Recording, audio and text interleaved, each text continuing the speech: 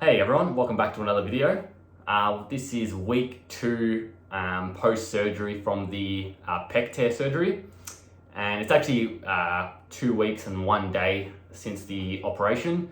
The reason I left it an additional day to make an update video is because I actually had the appointment, or the follow-up appointment with the surgeon this morning, and that was to just assess where we're at and also look at the wound and remove the remaining dressing. Now I thought there was actually stitches under there, but he actually used dissolvable stitches, so there was nothing needed to get out. They just cleaned up the wound, and they actually placed a, what did he call it, a hyperfix bandage on the wound, and they said to keep this on for about 5 days and to also purchase some to use them to make, apparently they assist with healing the scar better. You don't need them, and if you're allergic to the tape, you can also get this silicone gel that they were talking about. But either way, I'll probably go buy some and use it. I was also looking online. They said you can use it for about 6 weeks, which then at that point you can switch to bio oil. But honestly, lighting's not the best here, but that's some bruising there. That's fine. They'll heal. The wound's underneath here, but it's actually quite a small incision compared to other ones that I've seen online.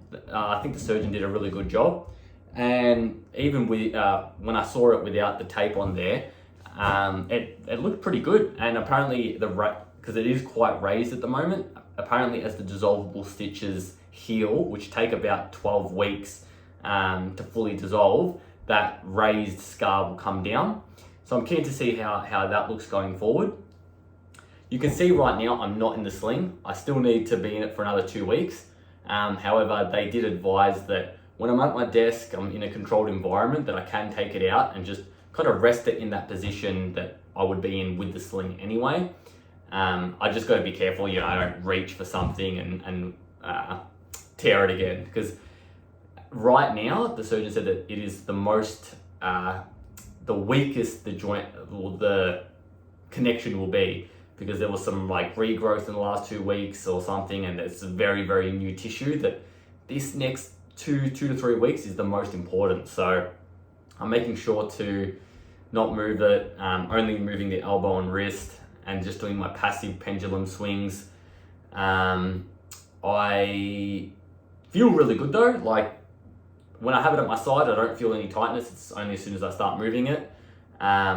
But I've just got to be careful that I don't move it in some, position that I shouldn't be, like reaching behind me or really far in front of me.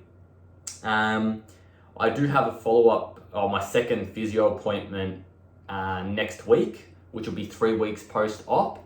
I still don't think we're going to do too much different to what I'm already doing, which is, again, more passive motion, just because it's still quite early on. But I'm looking forward to, once we can start doing some active motion, or he can start manipulating it outside of the range of motion that I'm in, I am looking forward to that, because then we can start getting back to where I was.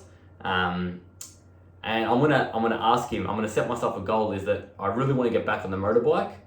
So I like doing a lot of adventure riding and dirt riding, and I'm looking to do a big trip in probably the end of May, early June, which will be about 5 months post-op. Now at that point, you're not fully recovered. However, the kind of activity I'm doing, I don't think will require myself to be at 100%.